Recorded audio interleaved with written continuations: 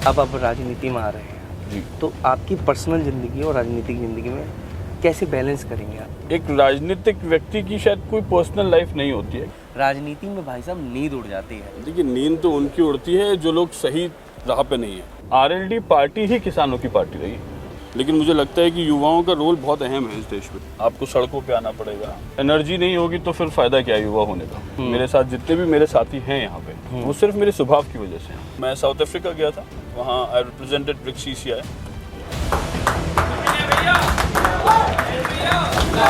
जयंत चौधरी, जयंत चौधरी जिंदाबाद, जयंत चौधरी जिंदाबाद, राष्ट्रीय लोकदल जिंदाबाद, चौधरी सिंह अमर रहे, अमर रहे, चौधरी अजीत सिंह अमर रहे, अमर रहे।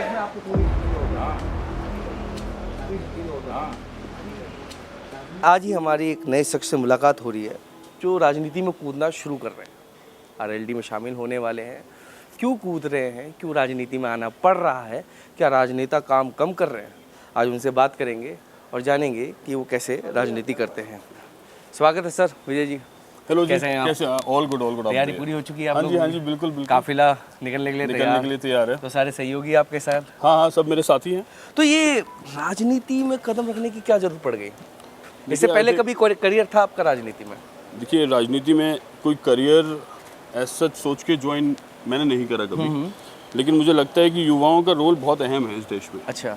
और आज के हिसाब से अगर सोचा जाए और समझा जाए तो मुझे कहीं ना कहीं ये उम्मीद है कि युवाओं को ज़्यादा से ज़्यादा आगे आना चाहिए। कोई भी करियर हो, चाहे वो पॉलिटिक्स ही क्यों ना हो, लेकिन ज्वाइन करो और फोकस रह के करो। तो मुझे ऐसा लगता है कि डेफिनेटली करियर एक है, तो मैंने भी चूज़ करा है। तो आप इसे करियर के तौर पे देख रहे हैं? हाँ। अगर इसे मैं कहूँ कि अच्छा खासा आपका करियर है, थोड़ा रिसर्च मैं भी करके आया था, अच्छे खासे पैसे कमा भी रहे हैं। नहीं, पैसे तो पर मैक्सिमम राजनीति में पैसा डूबते हैं। देखिए, क्यों आप अच्छी खासी नौकरी चाकरी शांति की ज़िंदगी, राजनीति में भाई साहब नींद उड़ जाती है। आप अपनी नींद उड़ाने आए तो बताइए। देखिए, नींद तो उनकी उड़ती है जो लोग सही राह पे नहीं है। अच्छा। या नींद उनकी उड़ती है जिन लोगों को पता नहीं उनको लाइफ में करना क्या है। और हम लोग कहीं ना कहीं किसान परिवार से हैं, और एक ऐसे परिवार से हैं जिसकी नींव में हमें मेहनत और निष्ठा और ईमानदारी ही सिखाई गई है। जी। तो नींद उड़ने का तो सवाल ही नहीं है, बल्कि हमें चैन की नींद आती है। अब किसानों की बात करिए तो आपको लगता है कि आजकल की पार्टियां किसानों के बारे में कुछ सोच तो देखिए, किसानों के लिए मैं मानता हूँ कहीं ना कहीं आरएलडी जो पार्टी है हमारी, जिसकी मैं आज सदस्यता ग्रहण भी करने निकल रहा हूँ, तो मुझे ऐसा लगता है कि हमारी पार्टी किसानों के लिए ही बनी है। और ये पार्टी एक ऐसी पार्टी है जिसने हर मोड़ पे किसान के लिए प्राथमिकता रूप से चीज़ें करने की सोची है। इसी में रहे हमेशा आप? पता है राजनीति में ज़मीन पर उतरना पड़ता है। मैं ज़मीन पे ही रहा हूँ। मैं इनफैक्ट मैं खेतों में और कहना चाहिए ना, अपने गांव में, अपने कस्बों में मैं इतना मैंने समय बिताया है और व्यतीत करा है, जिसका शायद मैं आपको अभी तो नहीं बता पाऊंगा, लेकिन आगे चल के शायद आइडिया लगता है। चलिए, आपको हम फॉलो करते हैं और देखते हैं। 100% ठीक है। Thank you so much. बिल्कुल। चलिए, मिलते मुलाकात करते हैं। 100% ठीक है। चलिए, तो चलिए एक सवाल और जाते जाते जब आप बैठे रहे तो बताइए ना कि आपने यही पार्टी क्यों चुनी?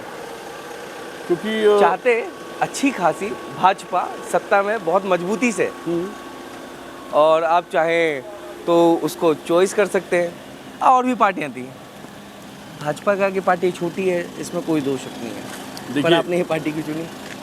पार्टी चुनने का मेन रीज़न होता है कहीं ना कहीं उसका, पार्टी चुनने का मेन जो मुझे लगता है वो होता है कि पार्टी की पॉलिसीज़ क्या कह रही है, पार्टी कौन सी किस रूट कॉज की बात कर रही है। मुझे लगता है आज की डेट में किसान का रोल बहुत इम्पोर्टेंट है, क्योंकि वो एक ऐसा अपने आप में व्यक्तित्व है किसान, जो कि कहीं ना कहीं मेरे हिसाब से सबसे इम्पोर्टेंट रोल प्ले कर रहा है हमारे देश की इकोनॉमी को अपलिफ्ट करने में। और इसीलिए मुझे लगता है कि ऐसी पार्टी को चुनना बहुत ज़रूरी है जिसमें आप लोगों की जड़ से इन्वॉल्व हो सकते। चलिए मुलाकात करते हैं। 100%। Thank you.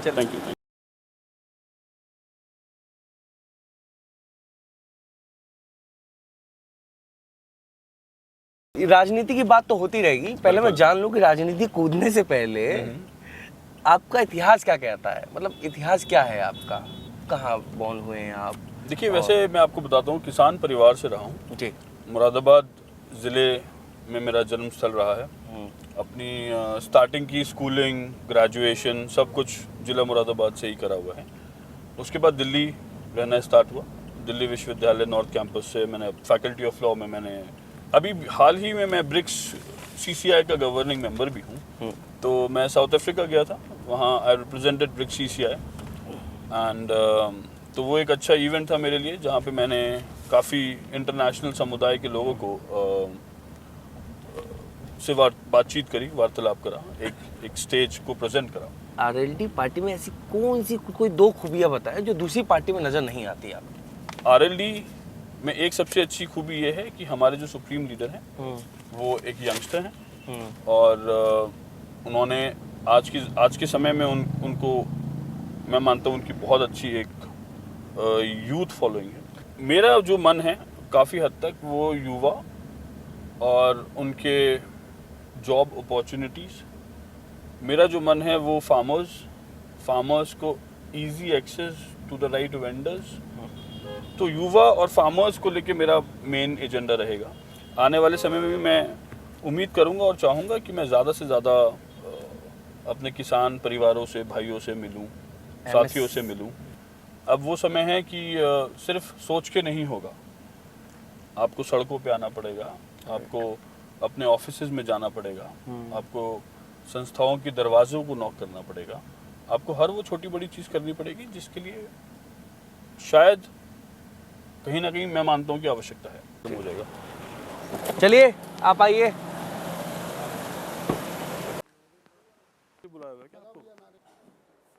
उम्मीद करूंगा कि आप सभी लोगों की आशाओं पे निर्भर।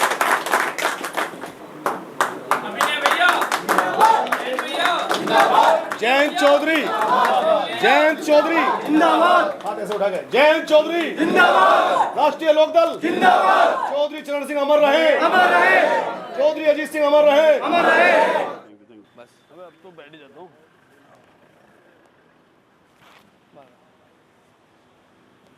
बस थैंक यू।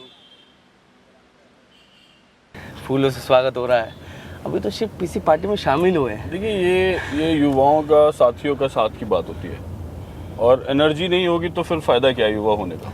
मुझे लगता है कुछ बातें आपने स्टार्टिंग में झूठी बोल दी मुझसे। जैसे बताइए ना। जैसे कि आपने कभी पार्टी में चुनाव नहीं लड़ा, मैंने कोई चुनाव नहीं लड़ा। जमीन स्तर पे अगर कोई इंसान इतना फेमस ना हो तो इतनी सारी गाड़ियों का काफिला नहीं होता भाई साहब। या फिर आप गैंगस्टर हो देखिए ऐसा या फिर लोग डर के आ रहे हो आपके पास। ये सिर्फ एक स्वभाव की बात है। मेरे साथ जितने भी मेरे साथी हैं यहाँ पे, वो सिर्फ मेरे स्वभाव की वजह से हैं। राइट। वो एक विचारधारा को जानते हैं।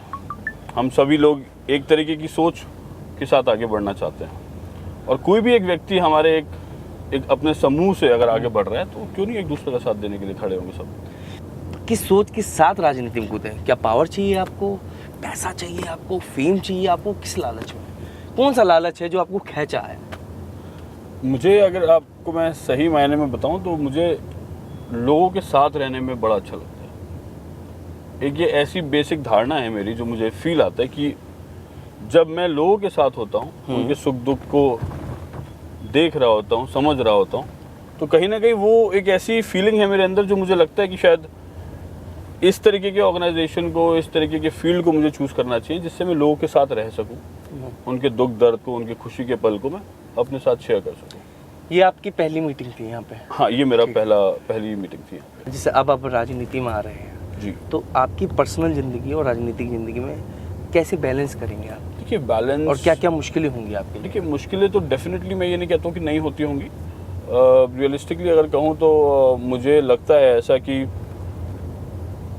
एक राजनीतिक व्यक्ति की शायद कोई पर्सनल लाइफ नहीं होती है, क्योंकि आपको पब्लिकली ही रहना है।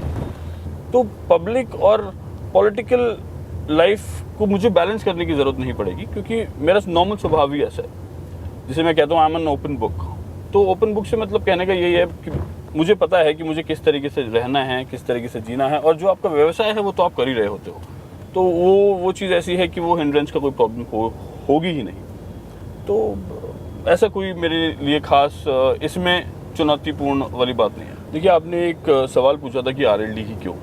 मैं आपको ये बात बताना चाहता हूँ कि आरएलडी ही एक इकलौती ऐसी पार्टी है जो जय जवान जय किसान का नारा लगाती है, और शुरुआत से आज तक के समय में आरएलडी ही एक ऐसी एकमात्र पार्टी है जिसने कभी भी किसानों को ना छोड़ा, ना कभी उनको अपने से अलग माना। इनफैक्ट आरएलडी पार्टी ही किसानों की पार्टी रही। आपने देखा होगा बहुत सी पार्टीज हैं जो समय समय पे मुद्दे लाई और चली गई, जब मुद्दा खत्म, उनकी बात खत्म, तो दे डिसअपीयर्ड। लेकिन मुझे लगता है कि आरएलडी ही ऐसी पार्टी है जो कहीं ना कहीं देश के हित के लिए है, किसानों के हित के लिए है, पहले दिन से है और आज तक है और हमेशा रहेगी।